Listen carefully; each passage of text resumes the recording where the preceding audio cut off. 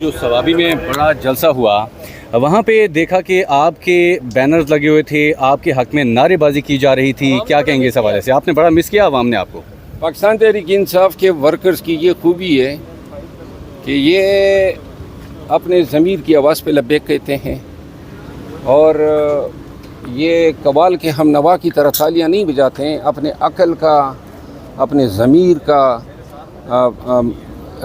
اطلاق کرتے ہیں اور فیصلے کرتے ہیں، کوئی پٹواری نہیں ہے۔ تو لہٰذا آپ نے دیکھا ثوابی میں ورکر جو ہیں وہ ناانصافی کے خلاف، اور یہ جو فیصلہ ہے میں ورکر کو کہنا چاہتا ہوں اس کی کوئی اہمیت نہیں ہے۔ ایک شخص نے میرے مخالفین کی ماں پہ ایک نوٹیفیکیشن جاری کیا جس کی کوئی وقت نہیں ہے جناب۔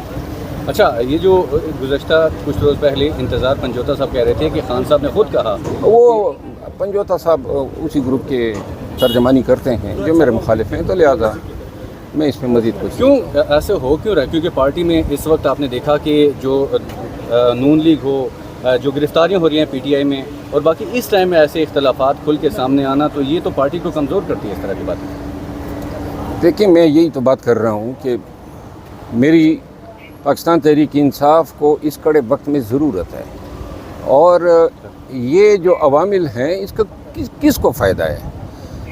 دل آزاری ہو رہی ہے ورکرز کی، ایک ڈویژن کا، ایک تقسیم کا جو ہے سما پیش کیا جاتا ہے، گویا پارٹی میں تقسیم ہے۔ بہرحال ہم اپنی ذاتی نفرتوں میں اب اتنے گزر گئے ہیں کہ پارٹی یا خان کا مفاد جو ہے وہ ہم اس کو خاطر میں نہیں لا رہے۔ اچھا شیر افضل مروت صاحب، اس نوٹیفیکیشن کے بعد اب آپ کا اگلا لاہ عمل کیا ہوگا؟ سننے میں آ رہا ہے کہ آپ ایک گرینڈ جرگہ بھی کرنے جا رہے ہیں اپنے گاؤں میں۔ دیکھیں، یہ نوٹیفیکیشن جو ہے ایک اناتھورائز شخص ہیں، اس کا کوئی کام نہیں تھا۔ پھر یہ جو کہہ رہے کمیٹی کو اختیار تھا، تو وہ کمیٹی کو اختیار اس پہلے والی نوٹیفیکیشن میں تو نہیں دیا تھا۔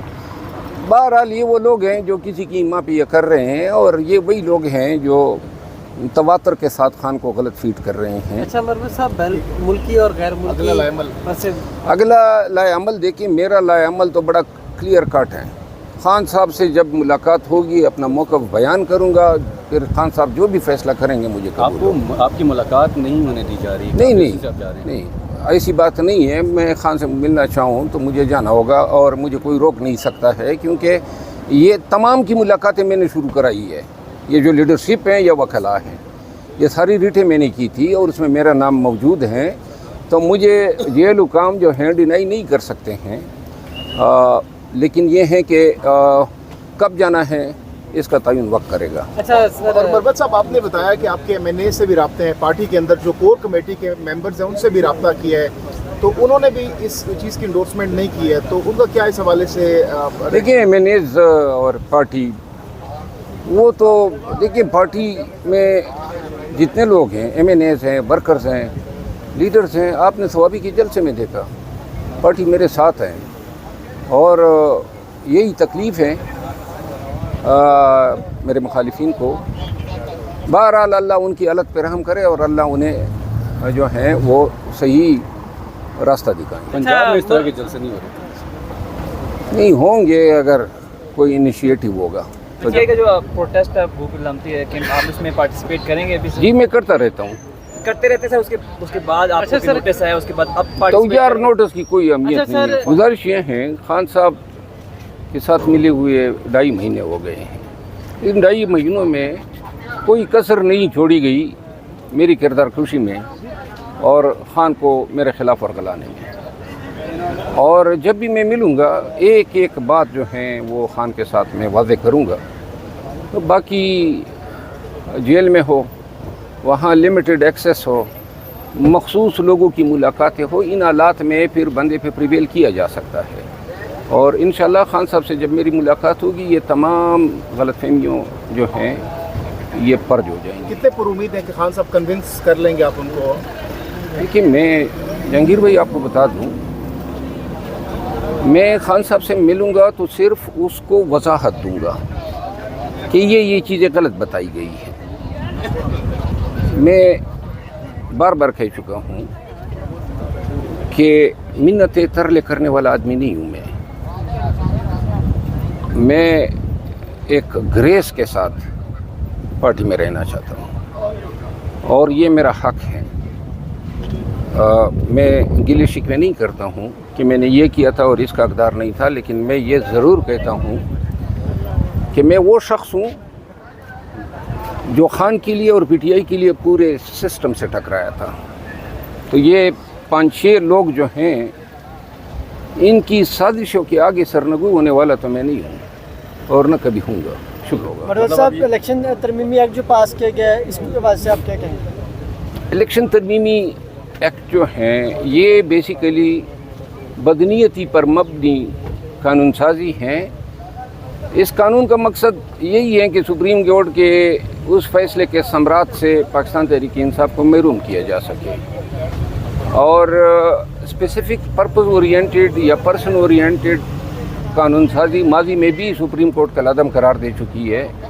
फिर इस कानून का इतलाक़ हर सूरत में मुस्तकबिल में होगा, लेकिन पाकिस्तान तहरीक इंसाफ के MNAs ने अपने एफिडेविट तो पहले जमा किए हुए हैं, तो लिहाजा इसको रिट्रोस्पेक्टिव इफेक्ट नहीं दिया जा सकता।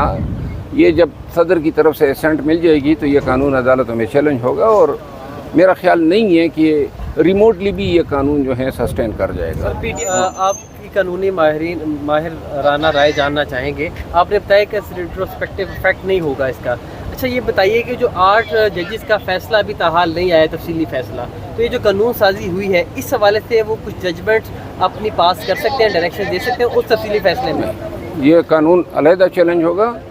जो मैटर किसी अदालत में गया ना हो उसको एडवांस में प्रीएम्प्ट नहीं किया जा सकता। अच्छा, जैकेट है ना, ये गर्मियों की जैकेट है, जैकेट ही गर्मियों की है, इसमें हवा जो है वो ठंडी नहीं निकलती रहती है। अच्छा सर, पसीना नहीं आता?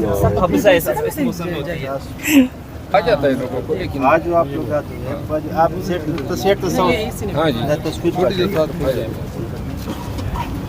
हमारा साथ गर्मी नहीं लग रही इसमें?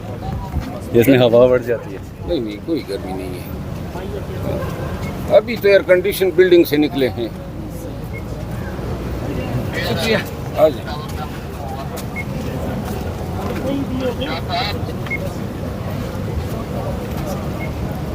Thank you.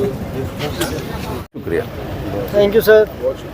शुक्रिया। मनोहर साहब, कल बांग्लादेश से जो मनाजिर पूरी दुनिया ने देखे, पहले हमने देखा कि अफ़गान सदर अशरफ गनी, उनको इस तरह भागना पड़ा, फिर श्रीलंकन सदर और अब बांग्लादेश हमारे ख़ित्ते में इनकलाब दस्तक दे रहा है। तो आप नहीं समझते कि हमारे हुक्मरानों को उससे सीखने की ज़रूरत है? क्या सबक है इसमें?